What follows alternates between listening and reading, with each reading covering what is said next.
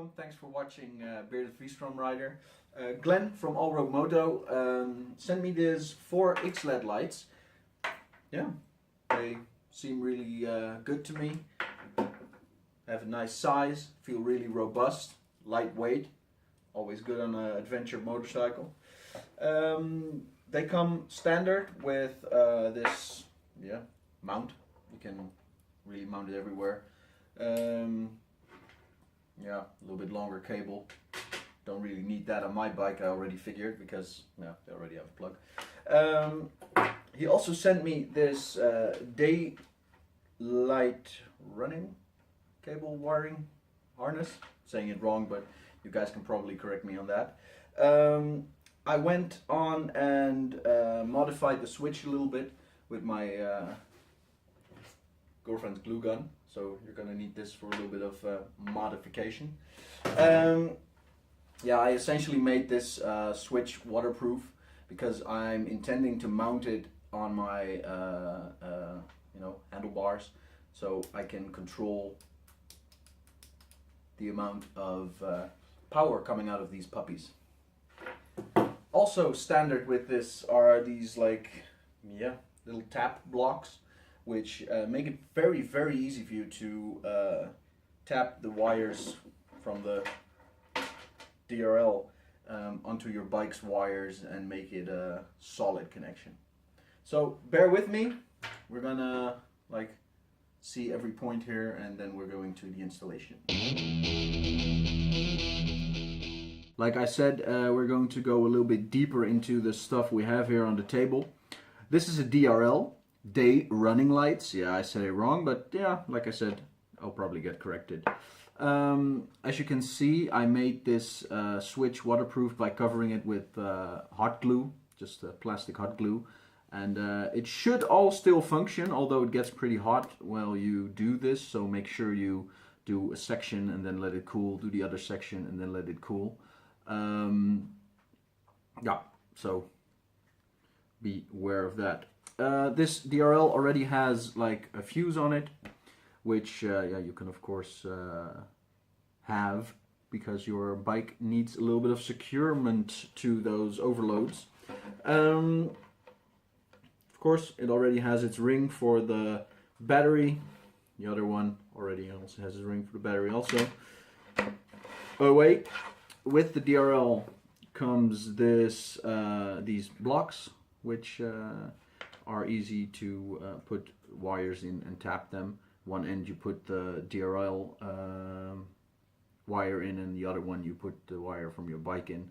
You just close them and you press down on this little iron cap with some pliers to push it down into the cable, and it will set and make a good electrical connection. Next, we have the lights, the creme de la creme from LED lights. They're not really road certified, that's why you need that DRL to make them a little bit less bright in the face for your fellow drivers.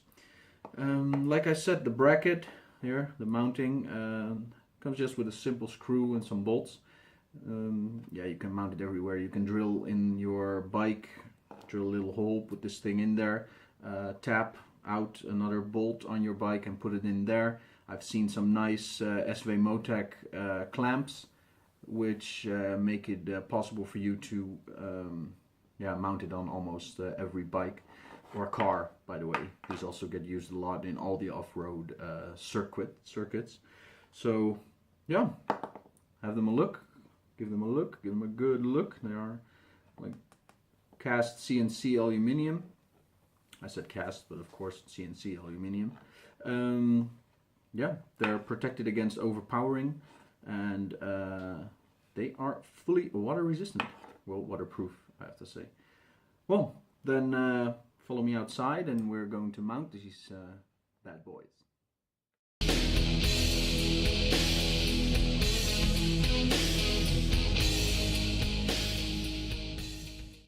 Okay guys, finally mounted them on my bike. Yeah, you know, it's Holland, so it's kind of rainy outside, so I didn't have that much time to install it, but it's installed. First of all, I just clamped them on with these clamps on my crash bar. I like these cheaper clamps, you know, because if you fall and when you fall, when those expensive 44 euro clamps break, you know, it's a waste of money. But this is how they look like on the outside. Really nice, robust little lamp hanging on your crash bars.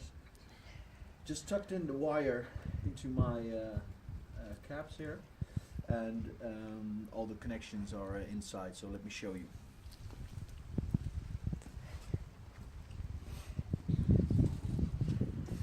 As you can see, at the headlights right there, I don't know if you can see it, I clamped them directly to the wiring of the headlights.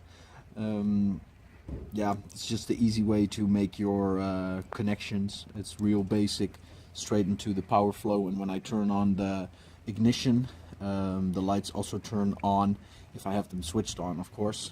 I put the DRL in there directly to my battery.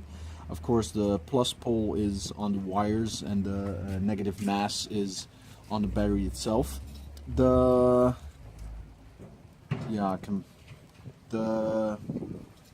high beam is also connected directly, which means that when I use my high beam, the DRL switches the fog lights immediately to the high beam position where they have full max strength. So if you're riding somewhere, I don't know, power falls out, or you know, zombie apocalypse, and you don't have any lights anymore, you can turn them on immediately.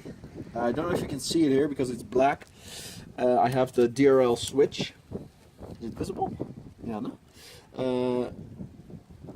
On position, normal road traffic intensity. The middle is the off position, so you can also put them directly on your battery and keep them in the off position. Then you at least know that they won't pull anything, but yeah, if you accidentally switch it and they turn on and you don't see it, it drains your battery. To the right is the most powerful position they have, so that's not the thing you want to drive with on the highway. Let them turn. I'm gonna turn them on, and you can see how intense they are. Okay, guys, just to give you a little impression of how it is. I'm still gonna do this in the dark tonight, so you have a real good impression of how powerful it actually is. I'm now gonna turn on my high beam, just normally on the steering wheel, has nothing to do with switching the DRL or something like that. High beam, as you can see, the XL lights are already on. This is the low beam road traffic. Yeah, I don't know, the camera is maybe a little low, but drivers shouldn't be able to get the glare in their face in this stance. This is off, of course, obviously. And this is again the high beam, but then with the DRL switch. So check this out later tonight, and then you have a good impression of how heavy they are. Okay, here we are at the dark patch.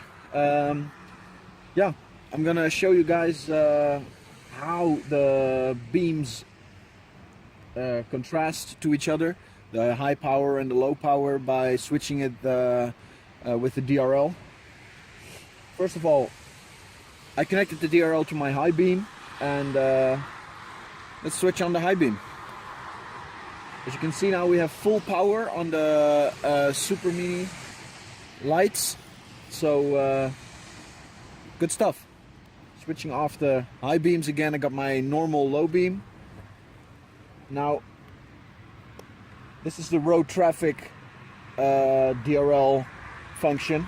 It's just for normal traffic riding, and you're not bothering any other motorists in this way.